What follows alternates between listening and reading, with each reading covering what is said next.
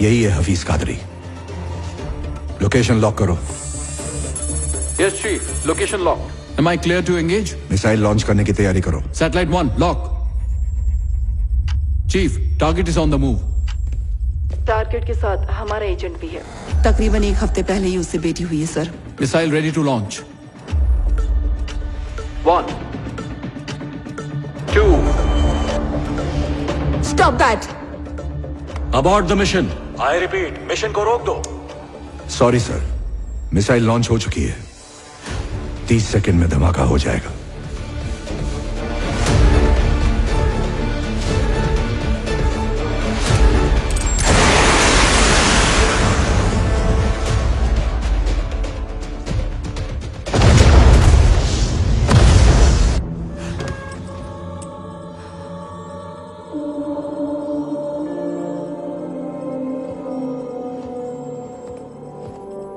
Mission पूरा हुआ, हमारा एजेंट मारा गया।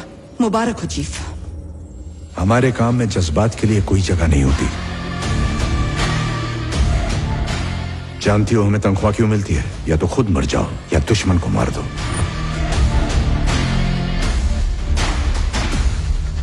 वांटेड टेररिस्ट हफीज कादरी को मारने के लिए आपने एक एजेंट की लाइफ को सैक्रिफाइस किया है। ऐसा फैसला लेने की वजह क्या है? I need an explanation from you.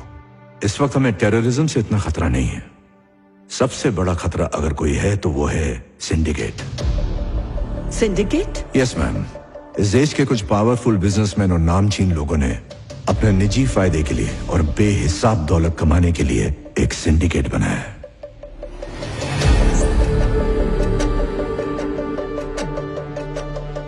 Central minister Jaikishan के अंडर चिल्ड्रन न्यूट्रिशन फंड के नाम पर 25,000 करोड़ का घोटाला हुआ।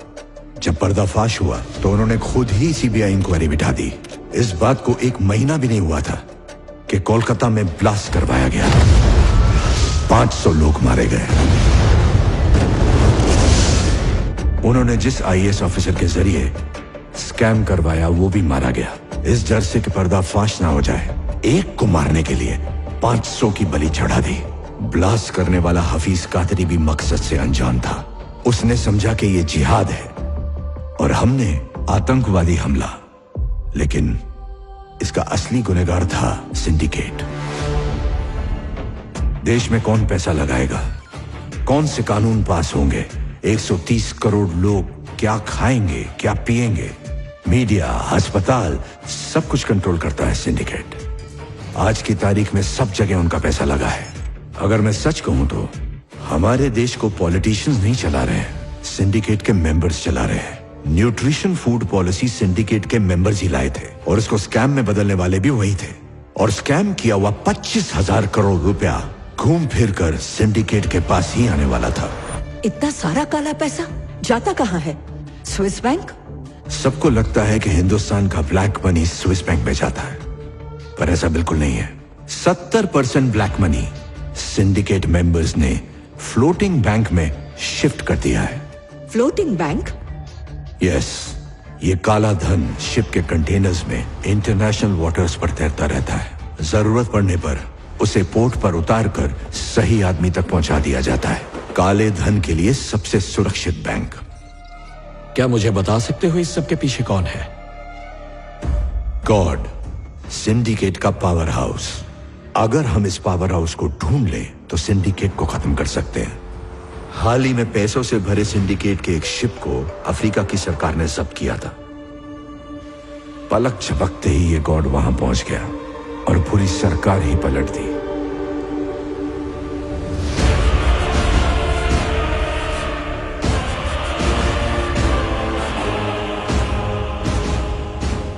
Welcome mister vice president.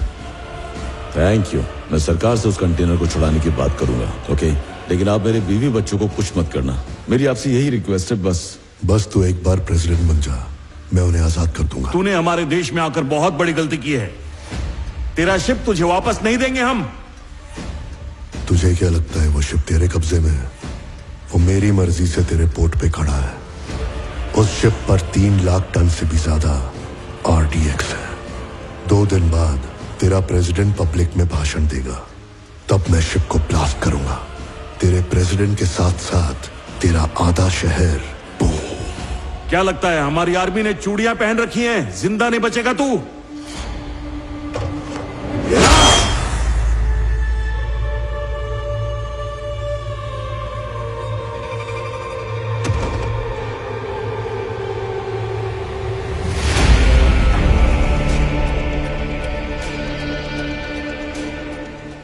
खोखली पावर बिना सर के धड़ जैसी होती है।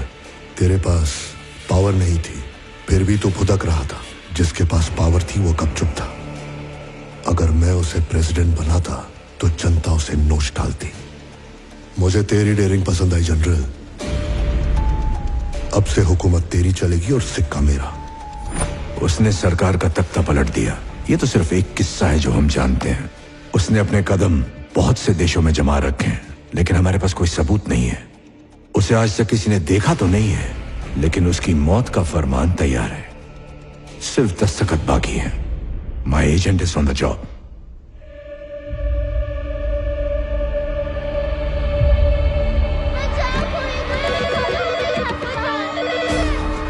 सिर्फ जंग नहीं जीतना है, इस दुनिया को हमारे मुकद्दस दीन के बारे में पता होना चाहिए।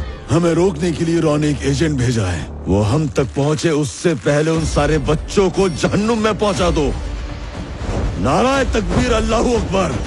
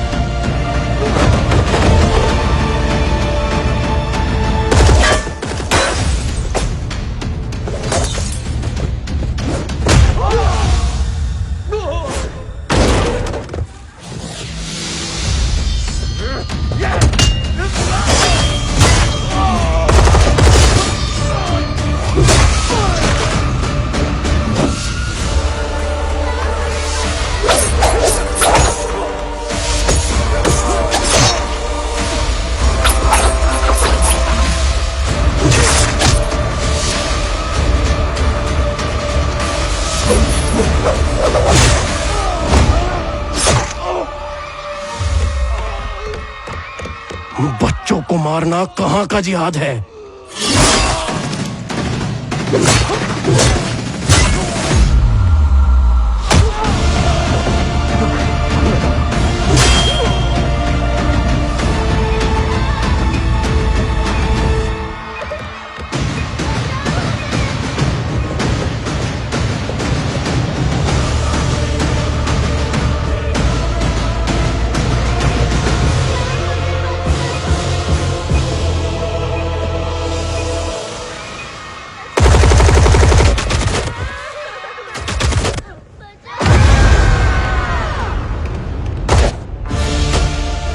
रिकी, तुम हमें बचाओगे ना?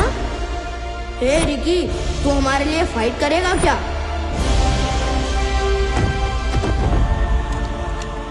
ओए उठ जा नालायक।